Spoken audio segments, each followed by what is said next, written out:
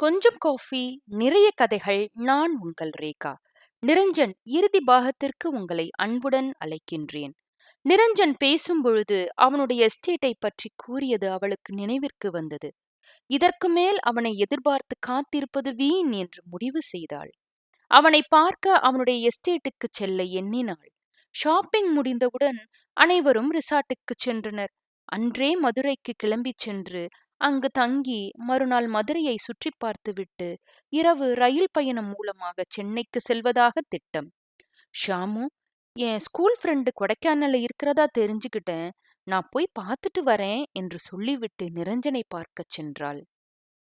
அவனுடைய எஸ்டேட் பெயர் சொல்லி அவனுடைய இருப்பிடத்திற்கு ஆட்டோவில் சென்றாள். வழிநெடுக மனதில் ஒருவித பதட்டம். புது இடம், ஒன்றும் தெரியாது. எனினும் ஏதோ ஒரு குருட்டு தைரியத்தில் சென்றாள். வழியெங்கும் இயற்கை எழில் மிகுந்திருந்தது. ஆனால் அதை ரசிக்கும் மனநிலையில் அவள் இல்லை. ஆட்டோ எஸ்டேட் வாசலில் சென்று நின்றது. அவனை சந்திக்கப் போகின்றோம் என்றதும் அவளுக்குள் ஒரு இனம் புரியாத பதட்டம், சுகம், குழப்பம் என்ற அனைத்தும் கலந்த கலவையான உணர்வு மனதில் நிரம்பி இருந்தது. வாயிலில் இருந்த காவலாளி, யாருமா நீங்க? உங்களுக்கு யார் வேணும் என்றார். நிரஞ்சன் சார் இருக்காங்களா? நான் அவங்கள பார்க்கணும் என்றாள். ஐயா இல்லீங்க, வேலை விஷயமா வெளியில போயிருக்காரு என்றார். எப்ப வருவாங்க என்றாள். சரியா தெரியலமா என்றார். அவள் முகம் வாடிவிட்டது. நீங்க யாருன்னு சொல்லுங்க, நான் ஐயா வந்த உடனே சொல்றேன் என்றார். நான் அவரோட தோழி, சென்னையில இருந்து வந்தேன்னு சொல்லுங்க, அவருக்கு தெரியும் என்றாள். காவலாளியின் பதிலுக்கு காத்திருக்காமல் வந்த ஆட்டோவிலேயே திரும்பி ஏறிச் சென்றாள். காவலாளிக்கு ஒரே குழப்பம். சரி, ஐயா வந்தா கேட்டுக்குவோம் என்று முடிவு செய்தார். ஏமாற்றம் நெஞ்சை அடைக்க, கண்களில் கண்ணீர் முட்ட சரளா ஆட்டோவில் சென்றாள். போகும் வழியில் சூசைட் பாயிண்டை கடந்து ஆட்டோ போனபோதுதான் ஷியாமளாவோடு பேசிய வார்த்தைகள் மனதில் ஓடியது. காதலின் வலி இப்பொழுது அவளுக்கு புரிந்தது. கலங்கிய மனதுடன் இருந்தவள் ஆட்டோக்காரரிடம் ஹூக்கர்ஸ் வாக் போகச் சொன்னாள். அங்கு இறங்கியவள் உள்ளே சென்று நடக்க ஆரம்பித்தாள். இயற்கை எழில் அவள் கண்ணில் படவில்லை. பார்க்கும் இடமெல்லாம் மனம் நிரஞ்சனை தேடியது. அறியாமல் அவன் கரம் பற்றிய தருணம் மனதை இதமாக்கியது. தெரிந்தே அவன் கரம் பற்றி நடக்க மனம் ஆசை கொண்டது. அவனிடம் மன்னிப்பு கோரிய இடத்தை அடைந்தாள். அங்கொன்றும் இங்கொன்றுமாய் ஆட்கள் நடமாடிக் கொண்டிருந்தனர். நிரஞ்சன், என் மனம் உங்களை மட்டுமே நேசிக்கின்றது. உங்களை சந்திக்க மனம் நாடுகின்றது. எங்கே சந்திப்பேன் என்று தெரியவில்லையே என்று மனம் விட்டு தனக்கு மட்டுமே கேட்கும் குரலில் அந்த குறிஞ்சி ஆண்டவரிடம் ஆற்றாமையுடன் பேசினாள். வெகுநேரம் அங்கு அமர்ந்திருந்தவள் அவனை இனிமேல் சந்திக்க இயலாது என்று தெரிந்து கொண்டு ரிசார்ட்டுக்குச் சென்றாள். அங்கு அனைவரும் இவளுக்காக காத்திருந்தனர். உனக்கு எத்தனை தடவை கால் பண்ணிருக்கேண்டி, ஏன் கைபேசியை எடுக்கல என்று கோபமாக சரளாவை ஒரு அடி அடித்தாள். அப்படியா என்றவள் வேகமாக தன் கைபேசியை பார்த்தாள். ஷியாமளா அழைத்திருந்தது தெரிந்தது. சாரிடி, சைலண்ட்ல இருந்ததுனால கவனிக்கல என்றவள் மற்ற அனைவரிடமும் மன்னிப்பு கேட்டாள். தன் அறைக்குச் சென்று வருவதாக கூறிவிட்டு வேகமாக விரைந்தாள். எல்லோருக்கும் ஒரே ஆச்சரியம். சரளா மன்னிப்பு கேட்கின்றாளா என்று. இவ கொடைக்கானல் வந்ததிலிருந்து ஒரு மார்க்கமாவே இருக்காளே என்று ஷியாமளா நினைத்தாள். அனைவரும் பேருந்தில் கிளம்பி மதுரைக்குச் சென்றனர். மலையை விட்டு இறங்கும் பொழுது சரளா தன்னையே தொலைத்து விட்டு இறங்குவதாக எண்ணினாள். ஒவ்வொரு கொண்டை ஊசி வளைவிலும் திரும்பி வந்த பாதையை பார்த்து கொண்டே வந்தாள். தனக்கானவனை ஏதோ ஒரு இடத்தில் கண்டுவிட மாட்டோமா என்ற நப்பாசையில் பார்த்தாள். ஏமாற்றமே மிஞ்சியது. பேருந்தில் அனைவரும் உறங்கிவிட்டனர். சரளா மட்டும் விழித்திருந்தாள். காதல் ஒருவரை இவ்வளவு மாற்றிவிடுமா என்று எண்ணினாள். அவள் அவளாகவே இல்லை என்பதை உணர்ந்தாள். அதற்காக அவள் மனம் கவலையடையவில்லை. மாறாக அமைதியுடனும் மகிழ்வுடனும் இருப்பதை உணர்ந்தாள். இது அவளுக்கு புதிதாக இருந்தது. அவள் மனம் முழுக்க நிரஞ்சனே வியாபித்திருந்தான்.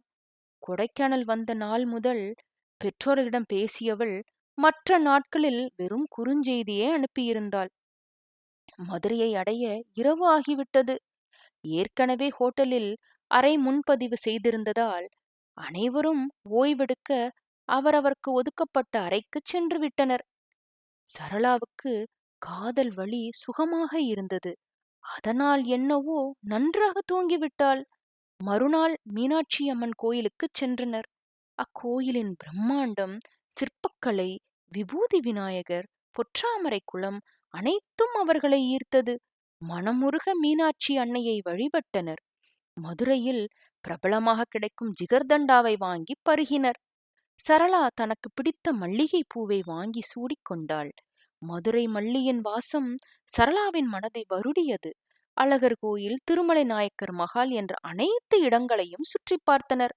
மாலை நேரத்தில்தான் அவர்கள் ஹோட்டல் அறையை அடைந்தனர். அவசர அவசரமாக ரயில் நிலையத்தை அடைந்தனர். அவர்கள் செல்ல வேண்டிய ரயில் வந்தது. அனைவரும் தங்களது இருக்கைகளில் சென்று அமர்ந்து கொண்டனர். இரவு சென்னையை நோக்கி பயணமாகியது ரயில்.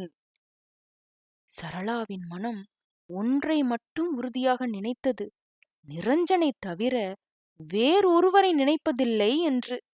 அவனுக்காக காத்திருப்பது என்று முடிவு செய்தாள். எப்பொழுதும் பரபரப்பாக காணப்படும் எக்மோர் ரயில் நிலையத்தில் வந்து நின்றது அவர்களது வண்டி. மீண்டும் பரபரப்பு வாழ்க்கையில் ஐக்கியமாக வேண்டுமே என்று அனைவரும் நொந்து கொண்டனர். அனைவரிடமும் விடை பெற்றுக் கொண்டு ஆட்டோ மூலம் தன் வீட்டை அடைந்தாள் சரளா. வாடா கண்ணு என்று யசோதா ஓடி வந்தாள். அவள் பின்னே தங்கதுரையும் வந்து அவளது உடைமைகளை வாங்கிக் கொண்டார். வீட்டின் வரவேற்பறைக்கு வந்த சரளாவுக்கு கண்களை கட்டிக்கொண்டு வந்தது. ஏனெனில் நிரஞ்சன் நடுநாயகனாக அங்கே அமர்ந்திருந்தான். அவளால் நம்பவே முடியவில்லை. கண்களில் நீர் பெருக கடவுளை காணும் பக்தை போல நின்றாள். யசோதாவையும் தங்கதுரையையும் சரளா குழப்பத்துடன் நோக்கினாள். தம்பி விடியக்காலையிலேயே வந்துட்டாங்க. எங்களுக்கு யாரு என்னன்னு ஒண்ணுமே புரியல. நாங்க முதல்ல உள்ளேயே விடல. அப்புறம் தம்பி தெளிவா எல்லாத்தையும் சொன்னாங்க. நீ வந்ததுக்கு அப்புறம் எங்களுக்கே எல்லாம் புரியும்னு சொன்னாங்க. இப்ப புரிஞ்சிடுச்சு. உன் கண்ணே அத காட்டி கொடுத்துருச்சு என்றார் தங்கதுரை. அவர்களை தனிமையில் விட்டுவிட்டு இருவரும் உள்ளே சென்று விட்டனர். தங்கதுரை கொடைக்கானலில் இருந்த தன் பாலியகால நண்பனிடம் நிரஞ்சனை பற்றி விசாரிக்கச் சொன்னார். அவரும் அவனை பற்றி உடனே விசாரித்துச் சொல்லிவிட்டார். யசோதாவுக்கும் தங்கதுரைக்கும் பரம திருப்தி.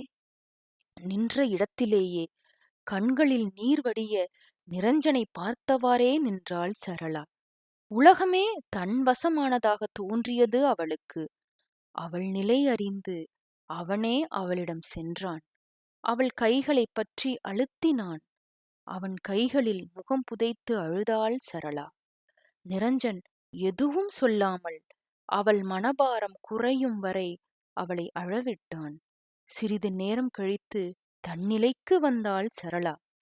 அவளை சோஃபாவில் அமர வைத்து தானும் அருகில் அமர்ந்து கொண்டான். அவள் தலை கோதியவாறே, என்ன பார்க்க எஸ்டேட்டுக்கு வந்தியா என்றான். ஆச்சரியத்துடன், எப்படி நான் தானே தெரியும்? இதுவரையில் என்னை தேடி எந்த ஒரு பெண்ணும் எஸ்டேட்டுக்கு வந்ததில்லை.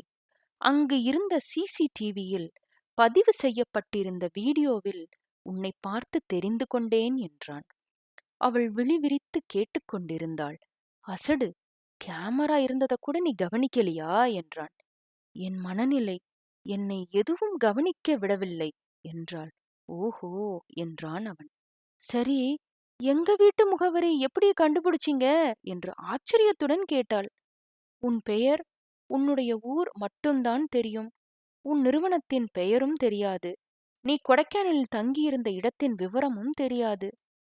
அப்பதான் நீ வந்த ஆட்டோவின் நம்பரை சிசிடிவி வீடியோல பார்த்தேன். அத வச்சு ஆட்டோ டிரைவரை கண்டுபிடிச்சேன். அவர்கிட்ட உன்னை எங்க இருந்து கூட்டிட்டு வந்தாருன்னு தெரிஞ்சுக்கிட்டேன். நீங்க தங்கியிருந்த ஹோட்டலுக்கு போனேன். நீங்க மதுரைக்கு கிளம்பி போயிட்டீங்கன்னு சொன்னாங்க. உன் கம்பெனி பெயர்ல தான் ரூம் புக் ஆயிருந்தது. என் நண்பனுக்கு தெரிஞ்சவனோட நண்பன் உன் கம்பெனில வேலை செய்யறான். உன் போட்டோவை சிசிடிவி வீடியோல இருந்து எடுத்து அவனுக்கு அனுப்புனேன். அவன் உன் வீட்டு முகவரிய கண்டுபிடிச்சு கொடுத்தான். உடனே என் கார்ல இங்க வந்து சேர்ந்துட்டேன் என்றான் நிரஞ்சன். அனைத்தையும் விழிவிரித்து ஆச்சரியத்துடன் கேட்டுக்கொண்டிருந்தாள் சரளா. ஹலோ மேடம் என்று அவன் கூறிய பிறகுதான் தன்னிலைக்கே வந்தாள். பிறகு தன் பையின் இலைக்குள் வைக்கப்பட்டிருந்த மல்லிகை பூவை அவளிடம் கொடுத்தான். ஐ, மல்லிகைப்பூ என்று கூத்தாடினாள். எனக்கு மல்லிகைப்பூ பிடிக்கும்னு உங்களுக்கு எப்படி தெரியும் என்றாள். அதுவா, குறிஞ்சி ஆண்டவர் கோயில்ல நீ மல்லிகைப்பூவை தலையில வச்சப்ப உன் முகத்துல அப்படி ஒரு சந்தோஷத்தை பார்த்துதான் அத நான் கண்டுபிடிச்சேன் என்றான். அவன் சொல்லி முடிப்பதற்குள், அப்படிங்க அங்க வந்தீங்களா என்றாள். ஆமா, அங்க ஒரு நபரை பார்க்க வந்தேன். அப்ப நீ அங்க ஒரு தேவதை மாதிரி வந்திருந்த. நான் அப்படியே உன் அழகுல மயங்கி போயிட்டேன். உன் கண்ணுல ஒரு தூய்மையான அன்பையும் தேடலையும் பார்த்தேன். அப்ப ஒரு குழப்பம். ஆனா இப்ப அந்த தேடல் எனக்கானதுன்னு புரிஞ்சுக்கிட்டேன் என்றான். அப்புறம் ஏன் என்னை அலைய விட்டீங்க என்று கோபத்தோடு முகம் திருப்பிக் கொண்டாள். நிரஞ்சன் அவள் முன் மண்டியிட்டு அவள் கைகளை இறுகப் பற்றிக் கொண்டு, நீ குணா குகையில் கைவிரித்து என் முன்னாடி எப்ப நின்னியோ அப்பவே நான் உன்னிடம் ஈர்க்கப்பட்டேன். ஹூக்கஸ் வாக்குல நீ என் கைய பிடிச்சுக்கிட்டு கூட்டிட்டு போனப்ப மொத்தமா உன்கிட்ட விழுந்துட்டேன். நீ பைன்மரக் காட்டுல உன் விருப்பத்தை சொன்னப்ப எனக்கு ரொம்ப சந்தோஷமா இருந்துச்சு. ஆனா உன் கண்ணுல அப்ப காதலை விட பிடிவாதம், கோபம், ஈகோவத்தான் பார்த்தேன். என் மேல உண்மையான அன்ப பார்த்ததுக்கு அப்புறம்தான் சொல்லணும்னு நினைச்சேன். கோயில்ல உன் அன்ப நான் தெரிஞ்சுக்கிட்டேன். நான் உன்னை தேடி வர்றதுக்குள்ள நீ கிளம்பிட்ட. எனக்கும் எஸ்டேட்ல ஒரு பிரச்சனை. உடனே கிளம்பி போயிட்டேன். அதனாலதான் நீ வந்தப்ப என்ன பார்க்க முடியல என்றான். சிசிடிவி வீடியோல நான் இல்லேன்னு சொன்னதும் உன் முகத்துல ஒரு ஏமாற்றம், கண்கள்ல ஒரு சோகம் தெரிஞ்சுது. அத பார்த்த அந்த நொடியே நீ என் மீது வைத்திருக்கும் தூய்மையான அன்ப நான் தெரிஞ்சுக்கிட்டேன். உடனே உன்னை பார்த்து என் விருப்பத்தை சொல்லணும்னு கிளம்பிட்டேன் என்றான். சரளா உருகிவிட்டாள். எனக்கு பிடிவாதம், அடம் ரொம்ப அதிகம். நான் விருப்பப்பட்ட பொருள் உடனே கிடைக்கணும்னு வளர்ந்தவ. ஆனா உங்க மேல வச்ச அன்பு அனைத்தையும் உடைச்சிருச்சு. இன்று நான் வேறொருத்தியா மாறி உங்க முன்னாடி இருக்கேன் என்றாள் கண்ணீரோடு. அவள் விழிநீரை துடைத்துவிட்டு, எனக்கு உன்னை ரொம்ப பிடிச்சிருக்கு சரளா. உன்னை கல்யாணம் பண்ணிக்க சம்மதம் என்றான். உன் கைய பிடிச்சுக்கிட்டு திரும்பவும் ஹூக்கஸ் வாக்ல நடந்து போகணும்னு ரொம்ப ஆசையா இருக்கு என்றான். சரளா மகிழ்ச்சியில் திக்குமுக்காடி போனாள்.